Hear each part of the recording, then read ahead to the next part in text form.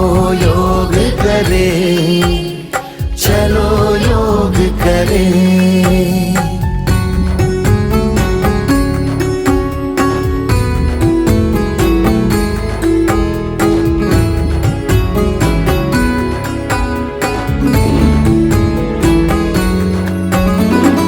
नमस्कार।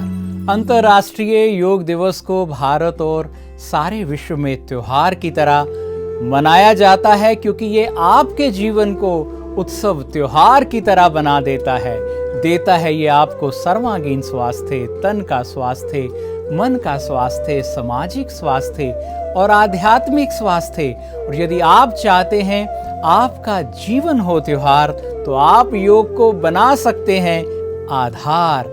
आज सारे विश्व को जो योग है एक बहुमूल्य देन है भारत की, सारे विश्व ने इसको माना है। लेकिन क्या आपने इसके महत्व को जाना है?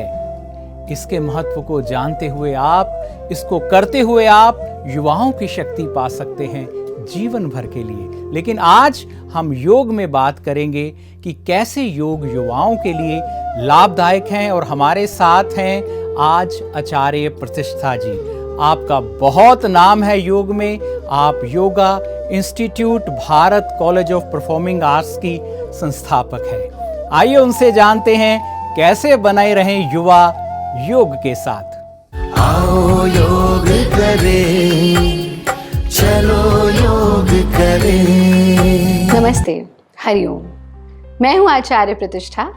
आज हम बात कर रहे हैं युवाओं की। और हमारे जो युवा हैं, they are the true nation builders. कल का भविष्य, हमारा भविष्य तो वही है।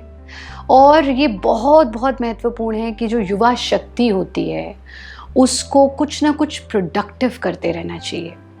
क्योंकि अगर हमारी एनर्जीज, जो यंगस्टर्स हैं उनकी एनर्जीज डिस्ट्रक्टिव चीज़ों की तरफ चली जाए तो समझो पूरे समाज का नुकसान होना निश्चित है। और ये भी बहुत महत्वपूर्ण है कि हमारे युवा स्वस्थ रहें। हाल ही में एक बहुत ही दुर्भाग्यपूर्ण घटना हमने देखी, 2-3। एक एक्ट्रेस जो फैट फ्री कॉस्मेटिक सर्जरी कराने गई एंड शी डाइड, क्योंकि मन में इतना भर दिया गया कि तुम्हें खूबसूरत होना है, तुम्हें स्लिम होना है, तुम्हें ब्यूटीफुल होना है, तुम्हें गोरा होना है, तुम्हें काला होना है, तुम्हें पतला होना है।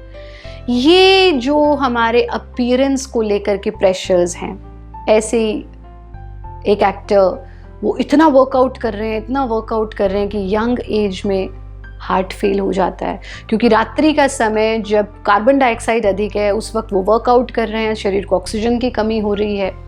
ऐसे बहुत सारे दुखद घटनाएं हमारे यंगस्टर्स के साथ होती हैं। और फिर शरीर ही क्यों, कहीं एंग्जाइटी हुई, कहीं मेंटल स्ट्रेस हुआ, सुसाइड कर ली।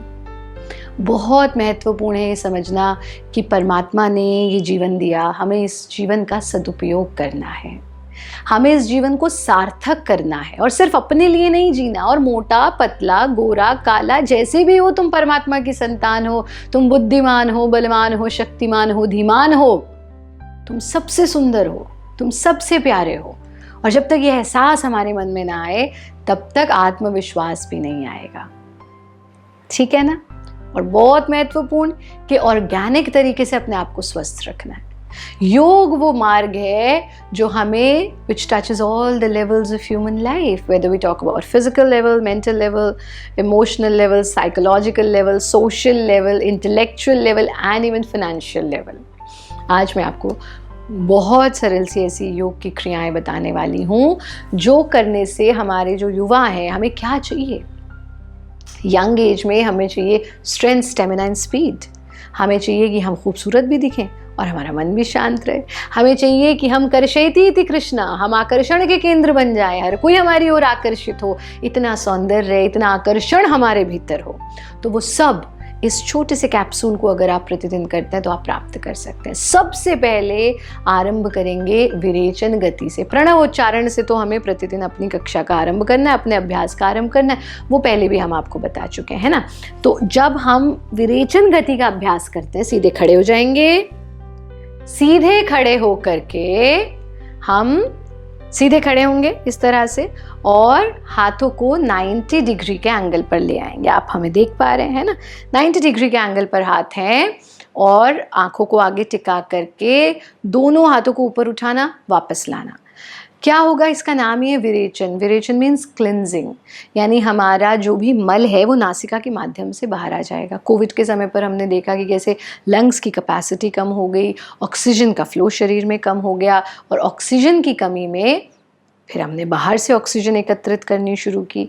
तो जब विरेचन गति का अभ्यास करते हैं तो हमारे लंग्स को भी प्योरीफाई करता है, नासिका के माध्यम से मल को बाहर निकालता है, पूरे सिस्टम को क्लिंस करता है और इसीलिए इसका नाम है विरेचन। यथा नाम तथा गुणा, जैसा नाम वैसा गुण। फिर यहाँ पर है हमारी माइंड कंट्रोलिंग नर्व्स, और माइंड कंट्रोलिंग नर्व्स पर प्रेशर पड़ने से हमारा मन नियंत्रित हो जाता है। बचपन में याद है ना, जब परेशान हो जाते थे, विचलित हो जाते थे या एग्जामिनेशन प्रेशर होता था तो दादी माँ क्या कहती थी, थोड़ी देर हाथ जोड़ के बैठ जा। सोचा क्यों? क्योंकि जब आप हाथ जोड़ते हैं तो ये जो माइंड कंट्रोलिंग नर्व्स है इन पर प्रेशर पड़ता है, मनोवाहन नाड़ियों पर प्रेशर पड़ता है और मन संतुलित होता है। बस वही हमें विरेचन में करना है, इसलिए तन और मन दोनों के लिए बहुत लाभकारी है। सीधे खड़े होंगे, मोटापा कम होगा, ब्लड प्रेशर नॉर्मल होगा, डायबिटीज़, शुगर लेवल्स कंट्रोल होंगे, सौंदर्य आएगा, स्किन एलिमेंट्स दूर होंगी, एक्ने, पिंपल, पिगमेंटेशन दूर होगा, उम्र से पहले बाल झड़ने, बाल सफ़ेद हो जाने दूर होंगे। आँखों के स्वास्थ्य के लिए रामबाण है। आपकी वॉइस, स्पेशली आपके थायराइड ग्लैंड्स के लिए बहुत बहुत, थायराइड के सिक्रेशंस बेहतर होंगे।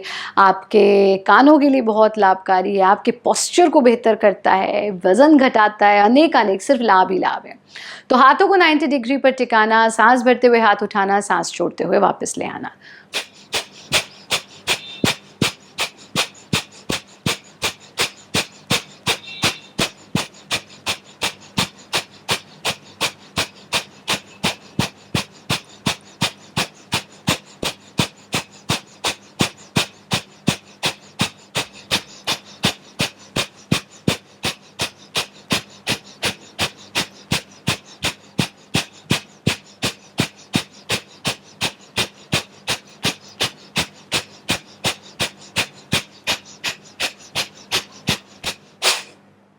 हंड्रेड एक्सलेशंस हमने की, 100th breath has to be deep, and then lift up your arms, spread your legs and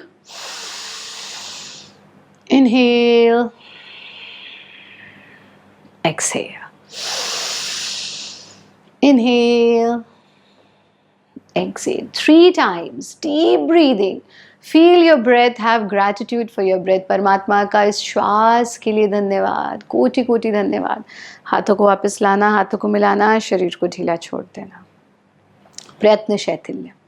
100 एक्सलेशंस के 3 राउंड्स हमें कम से कम करने चाहिए। ये एक वेरिएशन है। दूसरा वेरिएशन है, हम इसे जंप के साथ भी करते हैं। यंगस्टर्स तो जंप के साथ कर सकते हैं अगर उनको कमर में दर्द की दिक्कत है या उनके घुटनों में दर्द है तो इसको जंप के साथ नहीं करना है। सर्वाइकल का प्रॉब्लम है, जंप के साथ नहीं करना। Otherwise everybody can do it with jump. एक बार हम जंप के साथ करके दिखाते हैं कैसे करना है। हाथों को 90 डिग्री के एंगल पर टिकाना, पंजों पर हॉपिंग करना है हमें, जैसे हम रस्सा करते हैं ना, अभी तो जिम्नेजियम्स में भी करते हैं वजन घटाने के लिए। तो विरेचन गति में एक विरेचन गति और इतने सारे लाभ, ठीक है ना। तो इस स्थिति में आना और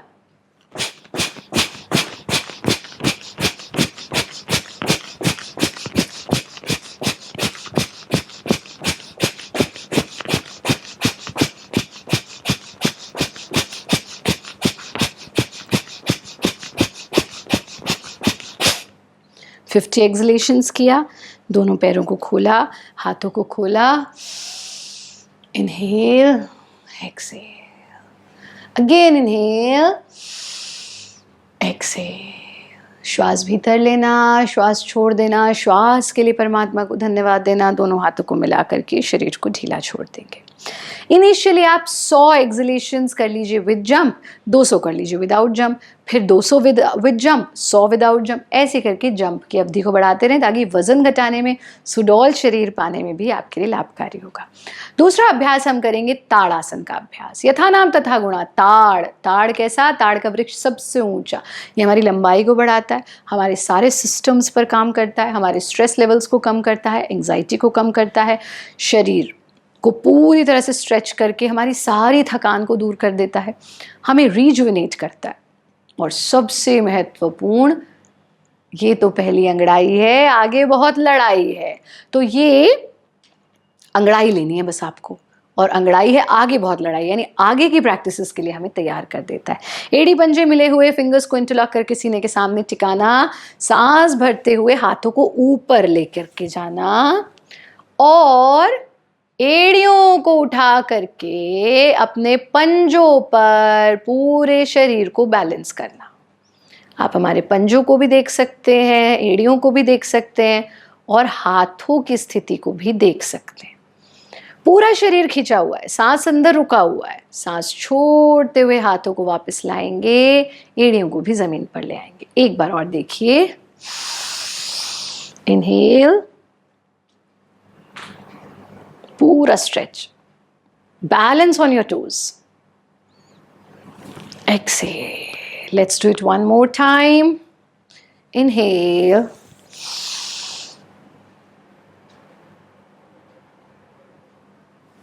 एक्सहेल, पैरों को खोल देना, हाथों को मिला लेना, शरीर को ढीला छोड़ देना। 3 बार ताड़ासन का अभ्यास हमें करना है। Now we are ready for the further practices. तो फिर एड़ी पंजे मिला करके मृणाल आसन का अभ्यास। सांस भरते हुए दोनों हाथों को ऊपर ले जाना। मृणाल यानी लोटस, और लोटस का फ्लावर सबसे सुंदर होता है और ये आपको सुंदर बना देता है। आपके कमर का फैट कम करता है, एब्डोमिनल फैट कम करता है, स्ट्रेंथ देता है, फ्लेक्सिबिलिटी देता है, कमर के दर्द को भी दूर करता है।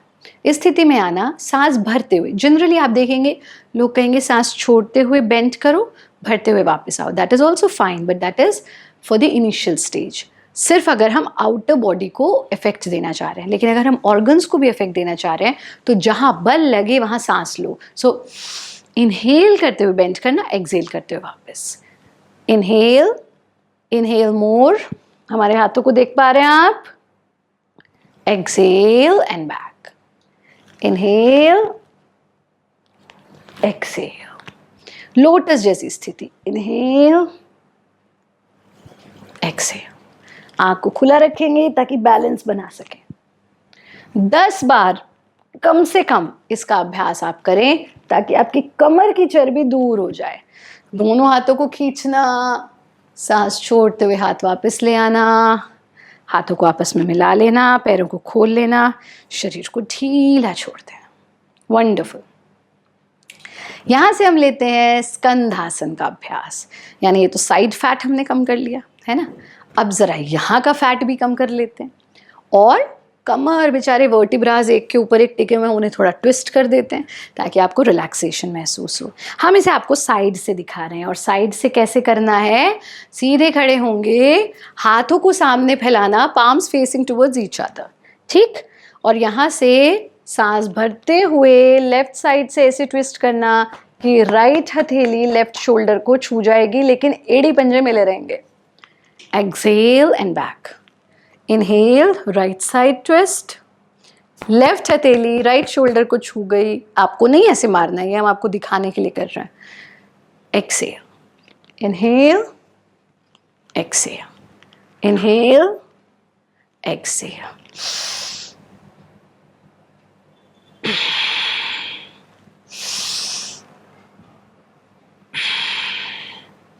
ऐसा आप 10 बार करेंगे। फिर दोनों पैरों को खोल देंगे, हाथों को मिला देंगे, शरीर को ढीला छोड़ देंगे। प्रयत्न शैथिल्यम। यहां से हम लेंगे अर्ध चक्रासन। इसको कुछ लोग स्टैंडिंग सर्पासन भी कहते हैं।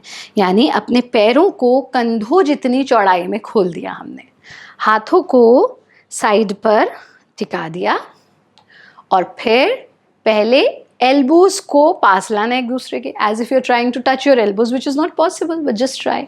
शोल्डर्स को बैक ले जाना और फिर पीछे बेंड करना।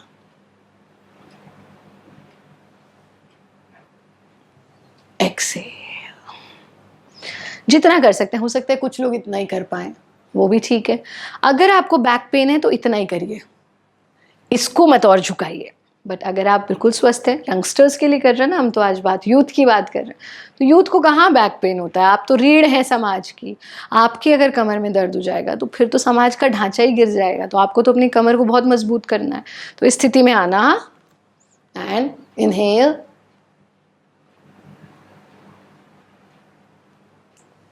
एक्सहेल। ऐसा 3 बार हम करेंगे। We are going to repeat it 3 times. और फिर कंधों की ही चौड़ाई में पैरों को खोलेंगे और करेंगे विभक्त हस्तपाद। देखिए, हस्तपाद योग में ना हर आसन के नाम से, हर प्रैक्टिस के नाम से आप उसके इफेक्ट्स, उसके बेनिफिट्स, उसके बारे में जान सकते हैं। मनुष्य के केस में भी यही होता है, क्योंकि यथा नाम तथा गुणा, हमारे नाम का हमारे गुणों पर, हमारे जीवन पर बहुत प्रभाव होता है। जैसे जो धीरज है तो वो पेशेंस, उस व्यक्ति में पेशेंस होगी। इसी प्रकार से सभी नामों का प्रभाव उनके चरित्र पर पड़ता है। तो विभक्त हस्तपाद, हस्तपाद मीन्स, हस्त मीन्स हाथ, पाद मीन्स पैर, लेकिन विभक्त मीन्स मॉडिफाइड। तो विभक्त हस्तपाद मीन्स मॉडिफाइड हस्तपाद। जनरली हम हस्तपाद आसन कैसे करते हैं? ऐसे खड़े हुए, इनहेल किया, सामने बेंड किया, अपने माथे को अपने घुटने से छू दिया। लेकिन आपको अगर हम इनिशियली ये कराएंगे, आप कहेंगे अरे आचार्य जी, यहाँ तो कमर में दर्द करवा दिया आपने, है ना? तो आपको क्या करना है? आपको मॉडिफाइड हस्तपाद, विभक्त हस्तपाद। वंदनीय गुरुदेव ने बहुत शोध करके, बहुत पेशेंस को हैंडल करके, पेशेंस का इलाज कर करके ये सब मॉडिफाइड वर्जन्स क्रिएट किए, जिससे सब लाभान्वित हो सके। तो हाथों को अपने थाइस पर टिकाना, सांस छोड़ते हुए आगे झुकेंगे, पहले लोअर बैक से, फिर मिडिल बैक, फिर अपर बैक, और गर्दन और हाथों को ढीला छोड़ देंगे। Let the blood flow towards your skull, let it nourish your head, upper half of your body. Just stay in this position for some time. Then inhale and bring your head and your face and your chest and your shoulders back. Now, एक चीज़ समझनी है, gravitational force की वजह से हमारा blood का circulation, energy का circulation downward रहता है। We are not doing anything to bring it upward. ऐसे में आप शीर्षासन तो इनिशियली नहीं, हम तो शीर्षासन कर लेंगे। आप कहेंगे अरे अभी तो शुरू ही किया, अभी शीर्षासन कैसे करें? तो आपको क्या करना है? विभक्त हस्तपादासन, अर्ध चक्रासन, उष्ट्रासन जो भी करेंगे, बैकवर्ड बेंडिंग, फॉरवर्ड बेंडिंग, ताकि ब्लड का फ्लो अपवर्ड हो, तभी तो चेहरा दमकेगा ना, तभी तो आंखें स्वस्थ होंगी, तभी तो बाल खूबसूरत होंगे। ऐसे ही थोड़े ना बाल खूबसूरत हो जाएंगे स्ट्रेस ले लेके, इसीलिए बाल झड़ते हैं, क्योंकि ऊर्जा का प्रवाह खोपड़ी की तरफ हो ही नहीं रहा। तो फिर से करते हैं, exhale, normal breathing in the final position, inhale, एक और बार, एक्सेल,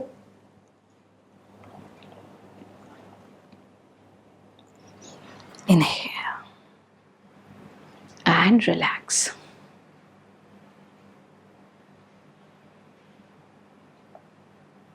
अब हम अपने आसन पर बैठ जाएंगे। आसन पर बैठ करके करेंगे ऊष्ट्रासन, और ऊष्ट्र में भी अर्ध ऊष्ट्रासन, जो सभी कर सकते हैं, क्योंकि वो इजी है, वो आराम से किया जा सकता है। आसन पर बैठेंगे। आसन पर बैठना कैसे? कि आप अपने घुटनों के बल आ जाएंगे, ठीक? और घुटनों के बल आकर के पहले हमने कहा अर्ध ऊष्ट्र करेंगे, है ना? और उसका भी 1/4 कर लेते हैं, यानी अपने पंजों को जमीन पर टिका दोगे, एड़ी ऊपर, हाथों को साइड पे टिकाना, और जितना हिप्स को आगे पुश करेंगे और पीछे झुकने की कोशिश।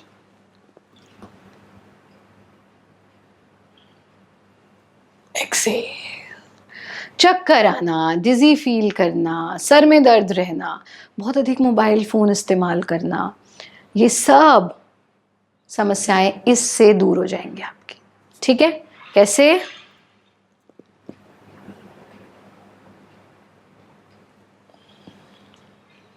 एक और बार दोहराएंगे।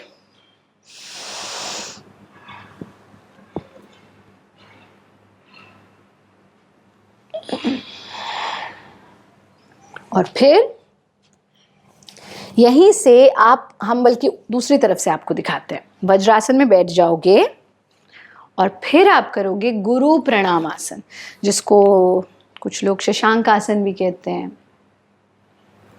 यहां से हाथों को आपस में मिलाना, इनहेल, एक्सेल। पहले lower back, middle back, upper back. पहले हथेलियों को जमीन पे टिका दिया, एल्बोज को, और फिर माथे को। हो सकता है कुछ लोग यहीं तक आ पाए, ठीक है, जहां तक जा पाओ। हो सकता है कुछ यहाँ तक आ जाए, और हो सकता है कुछ का माथा जमीन पर लग जाए। आंखों को बंद रखना, normal breathing in the final position, और इसका नाम ही है गुरु प्रणाम। जब गुरु को प्रणाम करते हैं तो अहंकार दूर हो जाता है। जब गुरु को प्रणाम करते हैं तो ईगो दूर हो जाती है। जब गुरु को प्रणाम करते हैं तो हम विकार मुक्त हो जाते हैं। जब गुरु को प्रणाम करते हैं तो हम एक छोटे से बालक की तरह आनंदमय हो जाते हैं।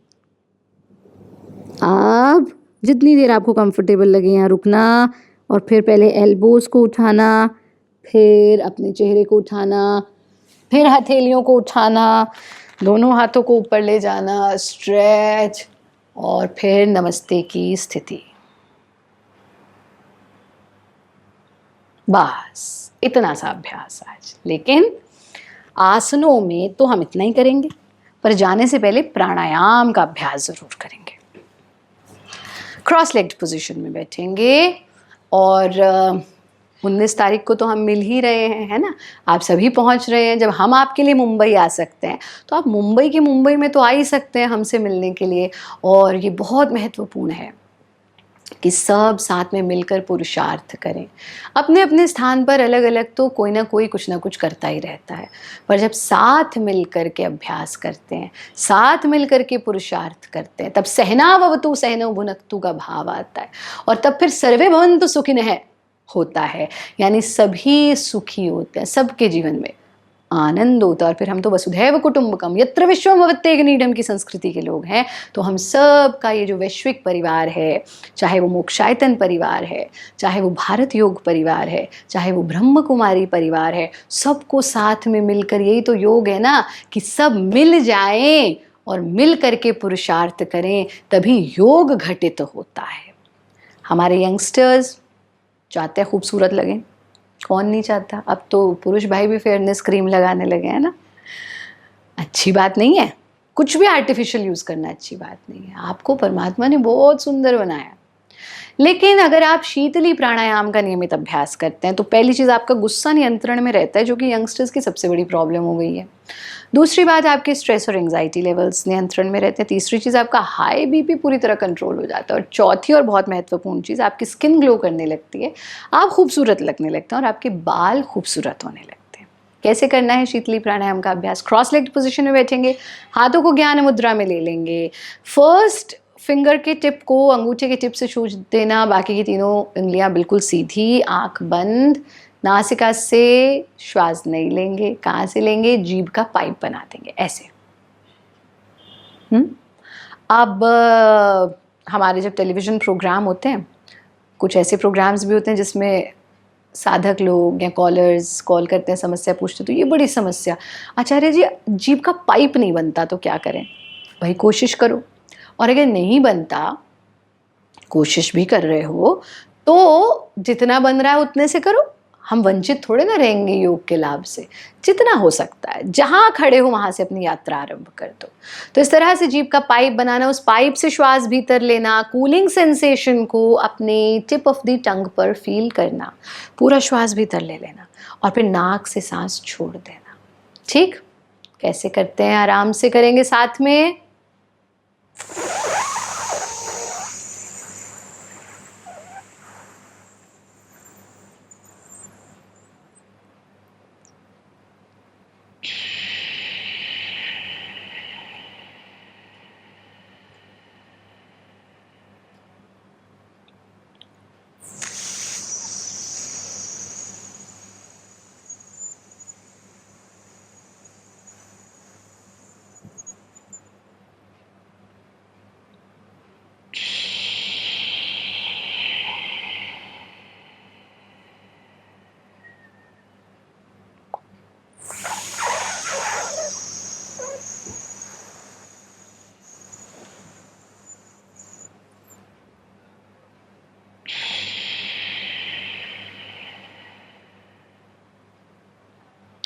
कम से कम 5 बार और अधिक से अधिक 10 बार इसका अभ्यास करेंगे।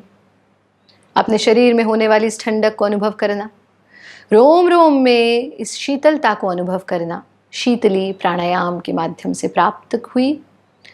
अपने खोपड़ी पर इसके ठंडे एहसास को महसूस करना, अपने भीतर सकारात्मकता को अनुभव करना, अपने भीतर तेजस्विता को अनुभव करना, अपने भीतर देवत्व को अनुभव करना, अपने भीतर उस ऊर्जा को अनुभव करना जो परमात्मा की है, अपने भीतर ब्लिस को, आनंद को अनुभव करना।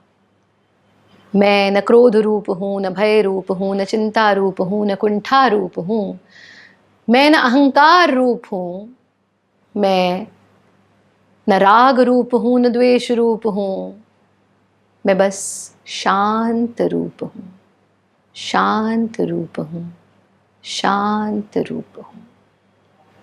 गहरा श्वास लेंगे।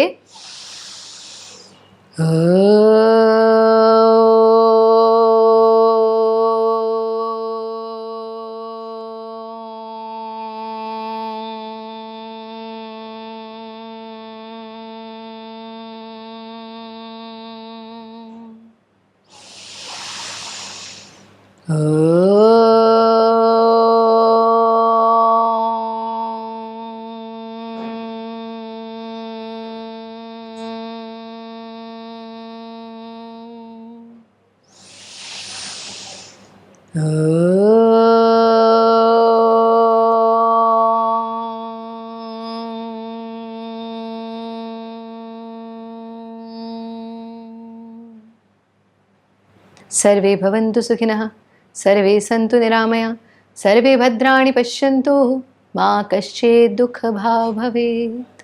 ओम शांति शांति शांति। ओम। आप सभी के लिए ढेर सारी शुभकामनाएं, ढेर सारी प्रार्थनाएं। आशा है कि आप सब हमें 19 तारीख को मुंबई में मिलेंगे। खूब खुश रहे। शुभाशीष।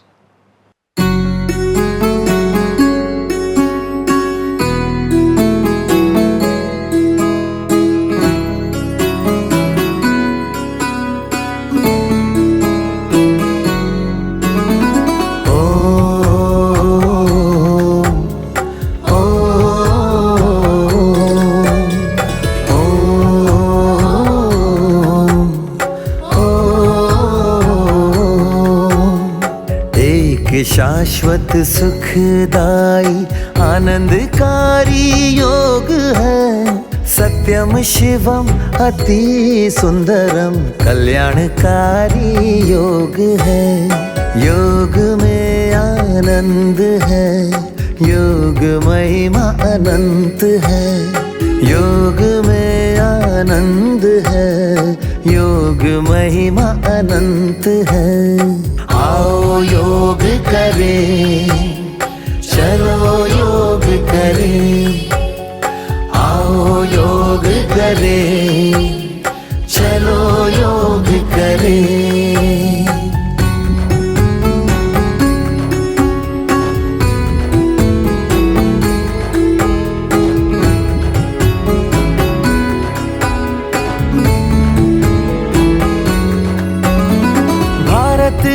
प्राचीन योग, ये योग सभी से प्यारा है।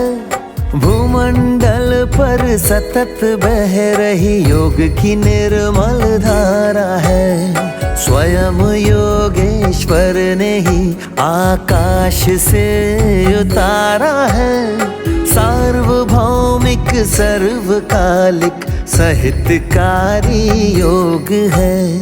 आओ योग करें, चलो योग करें। आओ योग करें, चलो योग करें।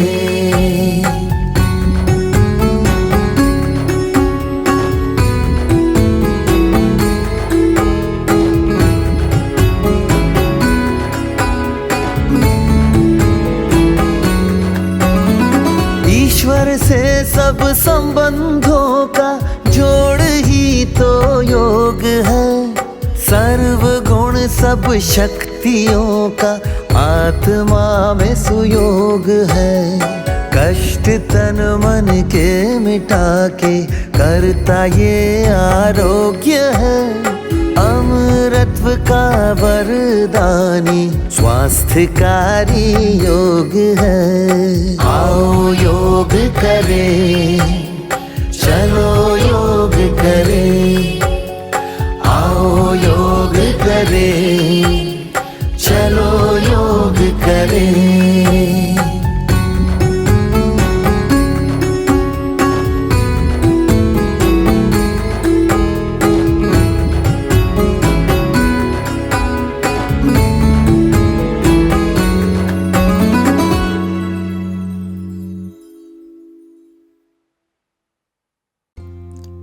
योग जीवन विज्ञान है, योग अमृत के समान है। और आज हमें आचार्य प्रतिष्ठा जी ने बताया कि कैसे हम इस योग के माध्यम से सदा युवा रह सकते हैं और युवाओं के लिए ये कितना लाभदायक है। और यदि आप जीवन भर युवा रहना चाहते हैं, योग से नाता जोड़िए, हम आपसे यही कहना चाहते हैं। और योग का एक बड़ा सूक्ष्म पहलू है कि ये आपको आपकी सत्य पहचान तक ले जाता है। वो पहचान जो सत्यम है, शिवम है, सुंदरम है, ये पहचान मिलते ही आप हो जाते हैं निर्भय, निर्विकारी, निश्चिंत। आइए अपनी इस सूक्ष्म पहचान के बारे में, योग की इस गहराई के बारे में जानते हैं राज योग शिक्षिका ब्रह्मा कुमारी श्रेया बहन से। आओ योग करें, चलो योग करें। ओम शांति। आज संसार में अगर देखें तो एक फीलिंग जो बहुत डोमिनेंट हो गई है, जो बहुत सारे लोग एक्सपीरियंस कर रहे हैं, वो है भय की। टाइम्स बहुत अनसर्टेन हो गए, कभी भी कुछ भी हो जाता है। इससे लोगों को अंदर में बहुत डर है। अचानक मरने का डर, बीमारी का डर, जॉब ना छूट जाए उसका डर, एग्ज़ाम में फेल ना हो जाए उसका डर, कई प्रकार का डर जैसे मनुष्यों को पकड़ा हुआ है। और इस डर से मुक्त होने के लिए, हम फियर से फ्रीडम में जा सके, उसके लिए बहुत ज़रूरी है कि हम सेल्फ़ रियलाइजेशन करें। और ये सेल्फ़ रियलाइजेशन एक ऐसा प्रश्न है जो हमेशा से ही चला है। बड़े बड़े फ़िलोसोफर्स, स्कॉलर्स, महात्माएं यही समझते हैं कि अगर हमने इस प्रश्न का उत्तर पा लिया तो हम सारे प्रश्नों का उत्तर पा लेंगे। क्योंकि ये एक शब्द हम बहुत ज़्यादा यूज़ करते हैं। हम कहते हैं self respect, self confidence, self realisation, self reflection, selfish, selfless, हर एक चीज़ के अंदर ये सेल्फ़ अक्षर आता है। पर क्या हम बहुत अच्छे से जानते हैं कि ये सेल्फ़ कौन है? मैं कौन हूँ? क्योंकि जब भी हम अपने प्रति सोचते हैं कि मैं कौन हूँ, तो हमें आईने में देखें तो ये शरीर ही दिखाई देता है। हमें लगता है मैं कौन, तो ये जो शरीर है। लेकिन फिर भी हमेशा से हम क्या कहते हैं? जीवात्मा, ह्यूमन बीइंग। क्योंकि ये जो शरीर है ये तो मिट्टी का बना है, और जो मिट्टी का बना है वो मिट्टी में मिल भी जाएगा। लेकिन अक्षर ही क्या है? जीव आत्मा। माने ये जीव भी है, लेकिन इस जीव को चलाने वाली, इससे कार्य कराने वाली एक एनर्जी है, जिसको हम स्पिरिचुअल भाषा में कह देते हैं आत्मा। भले कोई इसको आत्मा कहे, कोई इसको एनर्जी कहे, कोई कॉन्शियसनेस कहे, साइकी कहे, नाम अलग है। पर भाव ये है कि ये शरीर, ये ह्यूमन 5 तत्वों का बना है और 5 तत्वों में मिल जाएगा। लेकिन इसको चलाने वाली चैतन्य शक्ति, वो लिविंग फोर्स, वो मैं, वो सेल्फ एक आत्मा है। आप देखें दिन भर में भी हम 2 शब्द बहुत यूज़ करते हैं। एक है मैं और दूसरा है मेरा, आई और माई। अब जैसे कोई भी चीज़ होगी तो हम क्या कहेंगे? ये मेरी साड़ी है, ये मेरा हाथ है, ये मेरा गमला है। तो हर चीज़ के लिए हम क्या कहते हैं? ये मेरा है। ऐसे हम शरीर के लिए भी क्या कहते हैं? ये मेरा शरीर है। कितनी बार आपने कहा होगा मेरा सिर दर्द कर रहा है, मेरा शरीर दर्द कर रहा है। तो ये शरीर भी हमने कहा किसका है? मेरा शरीर है। तो अगर शरीर भी मेरा है तो इस शरीर को चलाने वाला मैं कौन है? मेरा शरीर है, तो ये मेरा शरीर कहने वाला वो मैं एक आत्मा हूँ। और इसलिए दुनिया में एक रिसर्च के मुताबिक समझते भी हैं कि 80% लोगों को फील होता है कि हमें शरीर से कुछ ज़्यादा है। जो कुछ हमने प्राप्त किया उसके लिए हम कहते हैं ये मेरा है, लेकिन इस मेरे को चलाने वाली मैं आत्मा शक्ति हूँ, जो इन आँखों से देखती हूँ, कानों से सुनती हूँ, मुख से बोलती हूँ, हाथों से कर्म करती हूँ, लेकिन कराने वाली मैं हूँ। जैसे एक गाड़ी होती है, उसमें ड्राइवर होता है, तो गाड़ी को चलाने वाला ड्राइवर होता है। ऐसे ही ये शरीर गाड़ी है, लेकिन इस गाड़ी को चलाने वाली आत्मा है, मालिक आत्मा है। ये जो हम कभी कभी कई बार कह देते हैं ना, पता ही नहीं चला, मुख से निकल गया, पता ही नहीं चला, हाथ उठ गया। अब एक्चुअली इस हाथ के पास तो कोई चॉइस नहीं है। इस हाथ को नहीं पता कि मुझे इस हाथ से किसी को नमस्ते करना है या मुझे इससे किसी को मारना है। ये तो इंस्ट्रूमेंट है। हाथ केवल इंस्ट्रूमेंट है, लेकिन इस इंस्ट्रूमेंट को चलाने वाला मालिक आत्मा है। आत्मा डिसीजन लेती है, आत्मा चूज़ करती है कि इस हाथ से मुझे क्या करना है, इस मुख से मुझे क्या बोलना है, इन आँखों से मुझे क्या देखना है। क्या मुझे औरों की कमियां देखनी है, क्या मुझे औरों की विशेषताएं देखनी है, क्या इस मुख से मुझे सबसे प्यार से बात करनी है या इस मुख से मुझे गाली देनी है। ये डिसीजन आत्मा लेती है। और इसलिए देखिए, हम अपनी नॉर्मल वोकैबलरी में भी इन शब्दों को यूज़ करते हैं। आप देखो, कभी कोई बहुत बीमार होगा तो उसको हॉस्पिटल में लेकर के जाएंगे, तो डॉक्टर क्या कहता है, मानो उसकी सर्जरी होनी है, ऑपरेशन थिएटर में लेकर जाना है, तो डॉक्टर यही कहेगा ना, पेशेंट को जल्दी जल्दी ऑपरेशन थिएटर में ले जाओ। अब किसी कारण से ऑपरेशन करते समय वो सफल नहीं हुआ और वो व्यक्ति वहाँ पर शरीर छोड़ देता है, तो फिर डॉक्टर क्या कहता है, इस बॉडी को बाहर ले जाओ। आया था तो पेशेंट था, सो एंड सो था, मिस्टर एक्स, मिस्टर अशोक था, कहेंगे इसको अंदर ले जाओ, पेशेंट था। अभी शरीर छूट गया तो क्या कहेंगे, बॉडी को ले जाओ। अब वो बॉडी क्यों हो गई, क्योंकि उस बॉडी को चलाने वाली जो चेतना थी, जो लिविंग एनर्जी थी, वो तो चली गई। तब ये शरीर तो जड़ हो गया। इसलिए कहते हैं ना, अर्थी, माना इस रथ को चलाने वाली जो रथी थी वो चली गई, तो फिर हमने कहा अर्थी। आप देखिए, आजकल साइंस बहुत एडवांस हो गई है, आई ट्रांसप्लांट आदि भी होते हैं। अब वंडर है कि ये आँखें इंस्ट्रूमेंट हैं, लेकिन ये इस शरीर में नहीं देख रही हैं। क्यों? क्योंकि इसमें से आत्मा निकल गई है। जो देखने वाली शक्ति है वो निकल गई है, पर इंस्ट्रूमेंट बिल्कुल ठीक है। तो हम इन आँखों को निकाल करके किसी में ट्रांसप्लांट करते हैं, और जैसे हम उसमें ट्रांसप्लांट करते हैं तो क्योंकि उस शरीर में देखने वाली शक्ति है, वो लिविंग एनर्जी है, वो बीइंग है, तो वो इन आँखों से देख पाता है।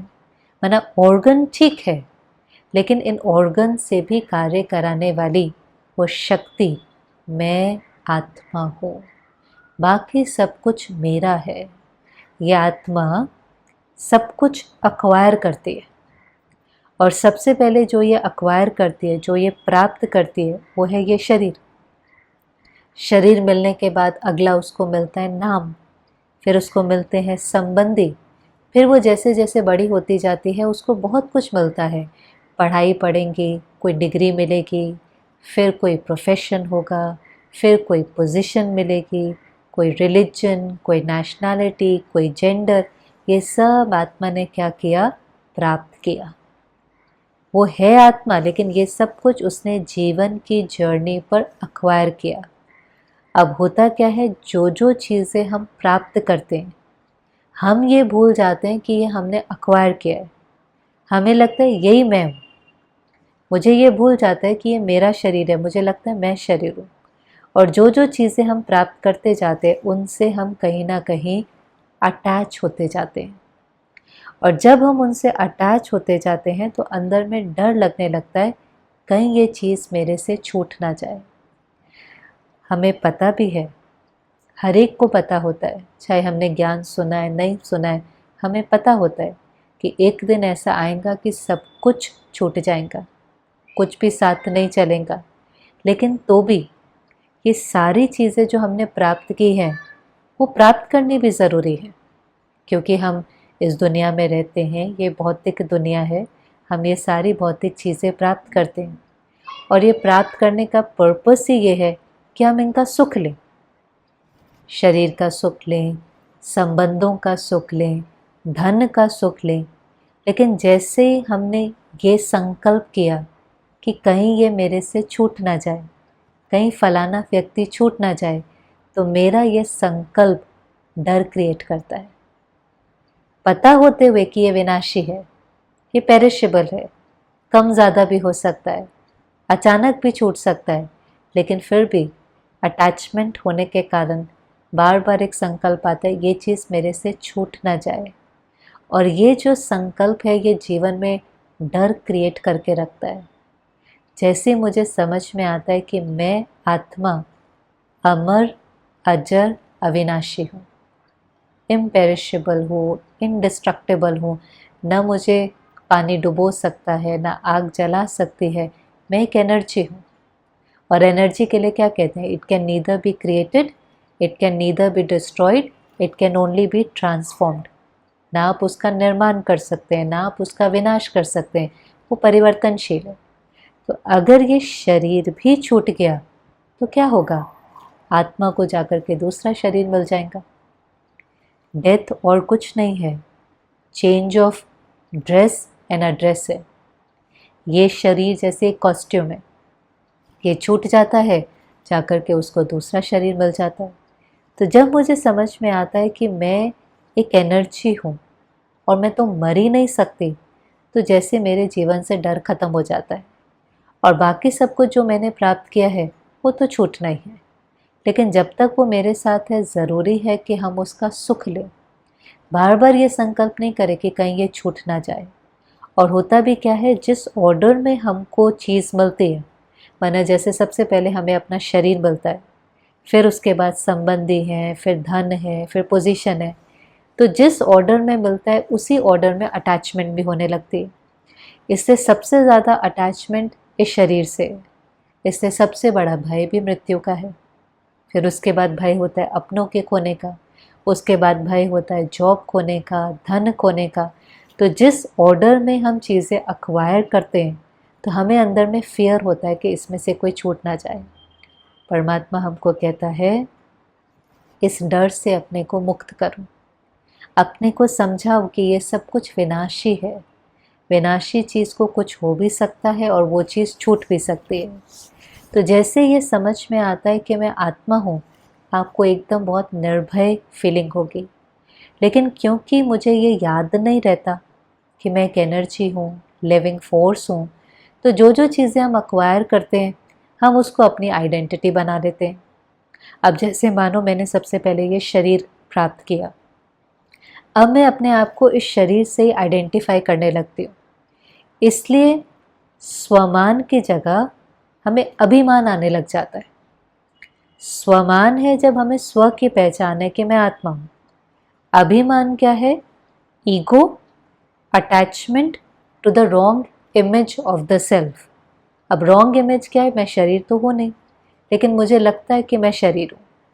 तो मैं अपनी जो सेल्फ रिस्पेक्ट है वो इस शरीर पर बेस करना शुरू कर देती हूँ और फिर मैं सारा ध्यान देने लगती हूँ कि इस शरीर को दुनिया के स्टैंडर्ड्स के अकॉर्डिंग मुझे दिखना है या मुझे बनना है।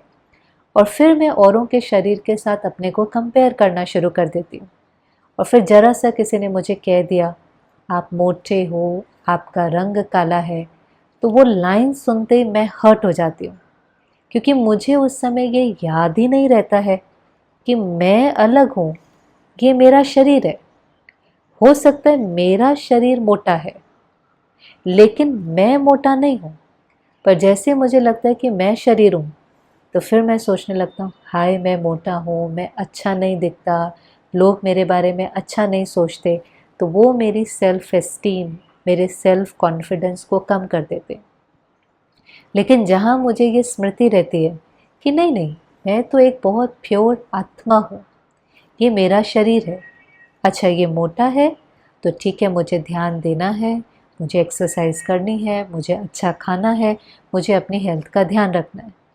लेकिन एक है हेल्थ कॉन्शियस होना, दूसरा है बॉडी कॉन्शियस होना, अपनी सेल्फ एस्टीम को उस पर डिपेंड करना कि हम कैसे दिखते हैं। और इसलिए आप देखो ये जो सारी कॉस्मेटिक इंडस्ट्री है, ये इस एक भ्रांति पर ही तो चलती है कि मैं शरीर हूँ। इस एक भ्रांति के कारण सब अपने को बाहर से बहुत सुंदर बनाने की कोशिश करते हैं, क्योंकि लगता है कि अगर हम दुनिया के स्टैंडर्ड्स को मीट करेंगे, ब्यूटी के स्टैंडर्ड्स को जो वैसे भी चेंज होते रहते हैं, तो हमें शायद लोग एक्सेप्ट करेंगे, रिस्पेक्ट करेंगे। और इसलिए ऐसे लोग अंदर से बहुत इनसिक्योर होते हैं। और इसके कारण कभी कभी आप देखें कि वो अपने को ठीक रखने के लिए, शरीर को ठीक रखने के लिए कितने एक्सट्रीम तक भी चले जाते हैं। कितनी सर्जरीज, बोटॉक्स, लेज़र टेक्नोलॉजी, सब ये भान कि मैं शरीर हूँ। और यहाँ तक कि क्योंकि ये तो विनाशी है, इसको तो कुछ भी हो सकता है, कुछ नहीं तो समय के साथ साथ इसने तो पुराना बुजुर्ग परिवर्तन तो होना ही है। फिर कई लोग डिप्रेशन में भी चले जाते हैं। उनको लगता है कि अब तो ये परिवर्तन हो रहा है, तो मुझे तो इसके कारण ही रिस्पेक्ट और एक्सेप्टेंस मिलती थी, अब तो वो मिलेंगे नहीं। तो अपनी सेल्फ एस्टीम को अपने बॉडी पर बेस करना, ये भी जैसे हम अपने को वनरेबल कर देते हैं कि फिर हम आराम से हर्ट हो सकते हैं, हमारी सेल्फ एस्टीम कम हो सकती है, या हम बहुत इन्फीरियर फील कर सकते हैं, या हमें बहुत ईगो आ सकती है कि हम बहुत सुंदर हैं, हम बहुत परफेक्ट हैं, हम बहुत ज़्यादा सुपीरियर फील कर सकते हैं। और दोनों ही फीलिंग्स जो हैं वो ईगो के अंदर आएंगे। उसको सेल्फ रिस्पेक्ट नहीं कहेंगे। सेल्फ रिस्पेक्ट उसको कहेंगे कि जो खुद को रिस्पेक्ट करता है वो सामने वाले को भी रिस्पेक्ट करेगा। पर जब हम कंपैरिजन में चले जाते हैं तो मुझे लगता है या तो मैं सुपीरियर हूँ या मैं इन्फीरियर हूँ, तो सामने वाला इक्वल नहीं होगा। फिर सामने वाला या तो मेरे से सुपीरियर है या इन्फीरियर है। इसको कहेंगे बॉडी कॉन्शियसनेस। या हम किसी और दूसरे लेवल से आइडेंटिफाई कर लेते हैं, जैसे मानो हम अपने प्रोफेशन से ही आइडेंटिफाई कर लेते हैं। अब वो प्रोफेशन मैंने अक्वायर किया है। जैसे ये एक लाइन है, एक है मैं लॉयर हूँ और दूसरा है मेरा प्रोफेशन लॉयर का है। दोनों में से क्या राइट है?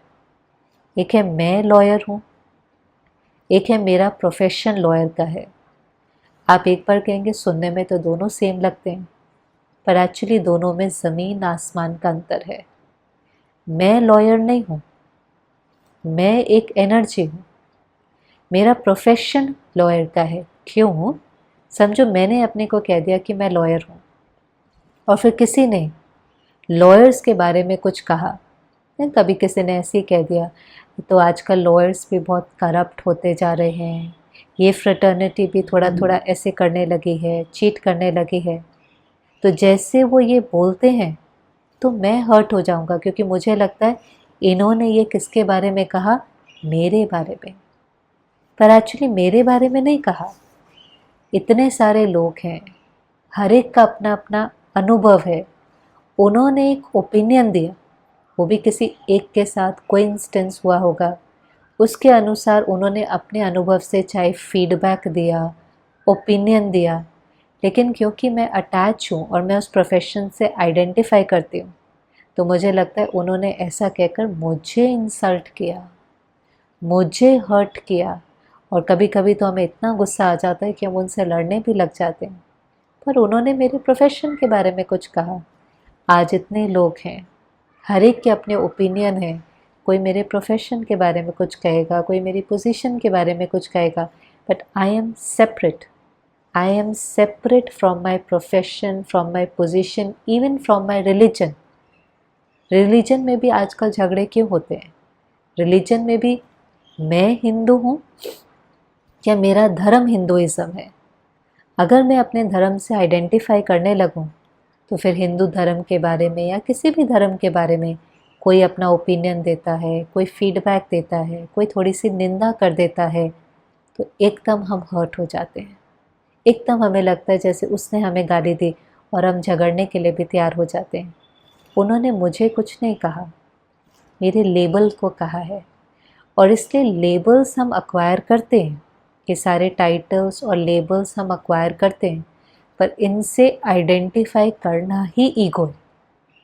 Attachment to the wrong image of the self, ये मैं हूँ ही नहीं।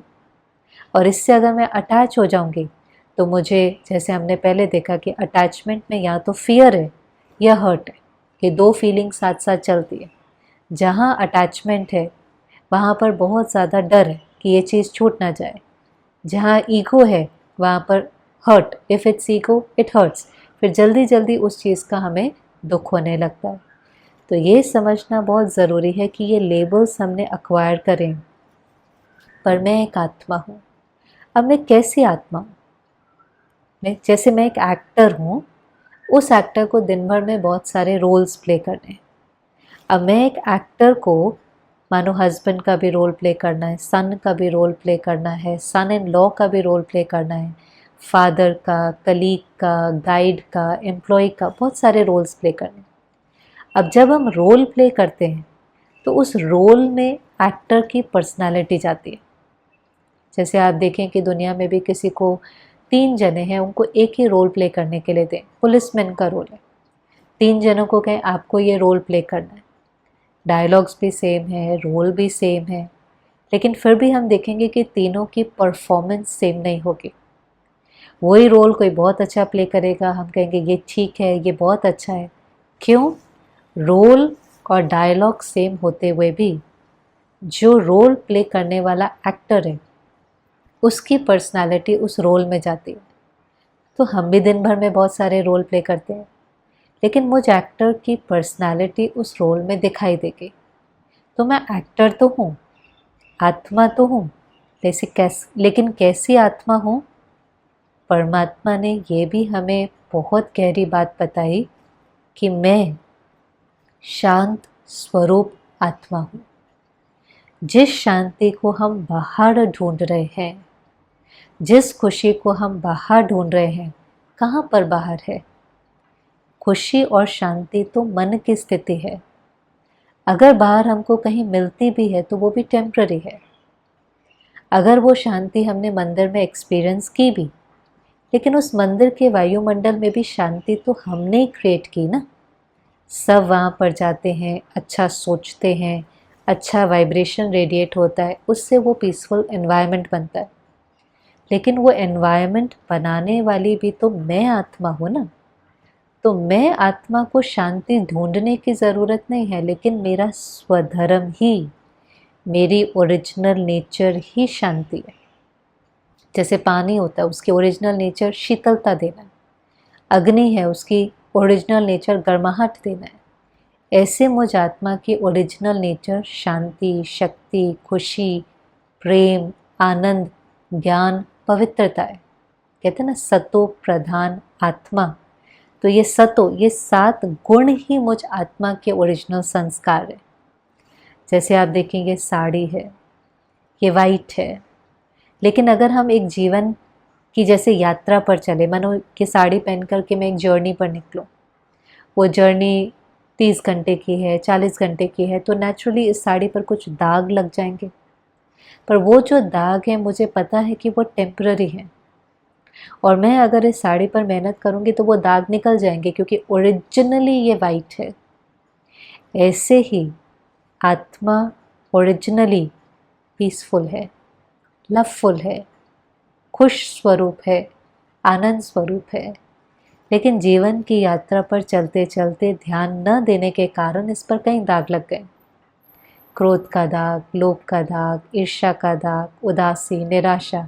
पर वो मैं हूँ नहीं, वो मुझ आत्मा पर दाग है। वो दाग मिट सकते हैं अगर मुझे ये अवेयरनेस आए कि मैं कौन हूँ। और जैसे मुझे स्मृति आएंगी तो वो मेरे जो वाइब्रेशन है वो हर कर्म में दिखाई देने लगेंगे। तो यही जानना काफ़ी नहीं है कि मैं आत्मा हूँ, पर ज़रूरी है कि हम सारा दिन सोल कॉन्शियसनेस की प्रैक्टिस करें। मना ये स्मृति कि मैं आत्मा शांत स्वरूप हूँ। मुझे ये भान नहीं हो कि मैं शरीर हूँ, ये मेरी पोजीशन है, मैं बहुत अमीर हूँ, लेकिन ये भान कि मैं एक पीसफुल एक्टर हूँ। फिर हम जो भी रोल प्ले करेंगे, चाहे मदर का, फादर का, रोल बदलते जाएंगे, लेकिन हर रोल में वो जो आत्मा की क्वालिटी है वो जो उसका वाइब्रेशन है वो जाएगा। फिर हमारा हर कर्म बहुत एक्यूरेट और सत्य कर्म होगा और अन्य आत्माओं को भी उस कर्मों से सुख मिलेगा। तो ये नहीं भूलना चाहिए कि मुझे शांति और खुशी से काम करना है। अभी क्या हो रहा है, हमें लगता है ये काम करेंगे तो खुशी मिलेगी।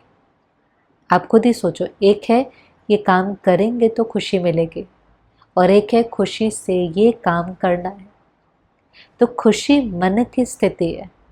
अगर हम सारा दिन ध्यान दें कि मन में उठने वाला हर संकल्प प्योर हो और मुझे हर काम, हर रोल खुशी से करना है, खाना बनाना है तो खुशी से, ऑफिस जाना है तो खुशी से, किसी से काम कराना है तो प्यार और शांति से, तो फिर मेरा हर कर्म सत्कर्म होता है।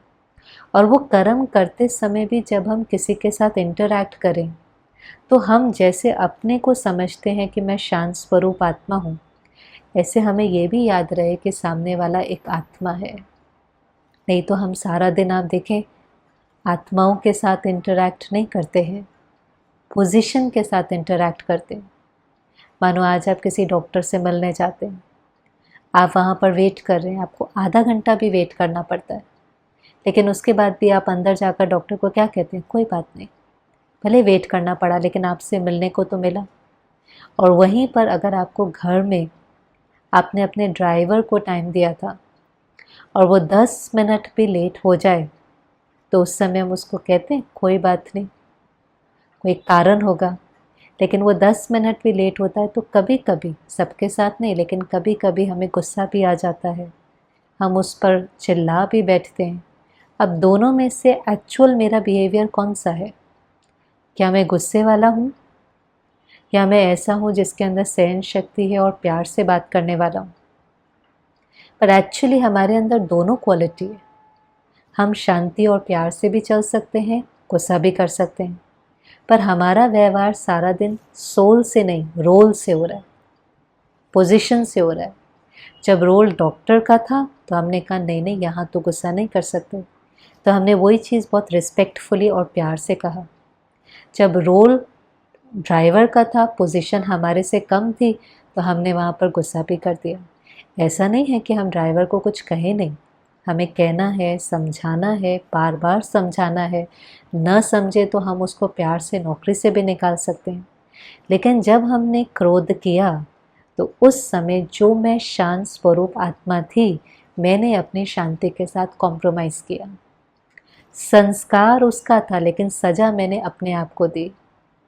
उसके संस्कार को देख करके मैं डिस्टर्ब हो गई, ये कमज़ोर आत्मा की निशानी। गलती उसकी थी, वो लेट आया, लेट आना गलती है तो क्रोध करना भी तो गलती है ना। उस समय अपने को समझाना कि क्रोध करने से मेरे मन की स्थिति खराब हो रही है, इसका जो इम्पैक्ट है वो मेरे शरीर पर पड़ेगा, कल को कोई बीमारी हो जाएंगी। रिश्तों पर भी पड़ता है अगर हम बहुत गुस्सा करें, और उससे भी ज़्यादा हम उसके ऊपर गुस्सा कर रहे हैं जिसने अभी अभी गाड़ी चलानी, जिसकी बैक सीट पर हम बैठे हुए हैं। उसकी मन की स्थिति हलचल में आएंगी तो किसकी जान खतरे में है। तो वो स्मृति रखते हुए जब हम एक दूसरे के साथ व्यवहार भी करें तो हम पोजीशन के साथ नहीं, लेबल के साथ नहीं, सोल के साथ करें।